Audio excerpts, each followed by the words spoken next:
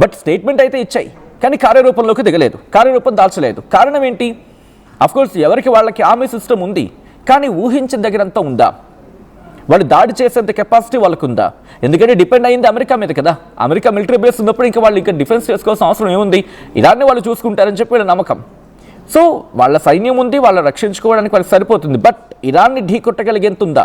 ఇది రెండోది. అండ్ మూడోది, సి పాయింట్ మాట్లాడుకుంటే ఏంటి, గల్ఫ్ దేశాలు ఇరాన్ ఎందుకు టార్గెట్ చేయట్లేదు? ఎందుకని?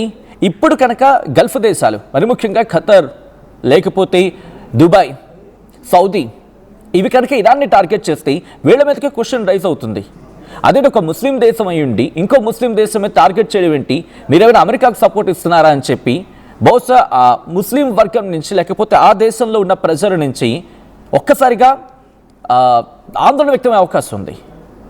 వారి నుంచి ఒక అసహనం వ్యక్తమయ్యే అవకాశం ఉంది. కాబట్టి ఊరుకుంటున్నాయి.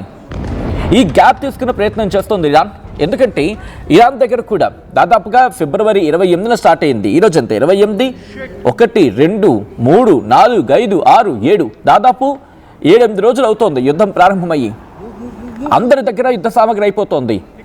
ఇరాన్ దగ్గర అయిపోతుంది, ఇజ్రాయెల్ దగ్గర కాస్త తక్కువ అవుతున్నాయి, అమెరికా కూడా తల పట్టుకుని బాధేసుకుంటోంది. ఎందుకంటే ఎందుకు తగ్గటం లేదు.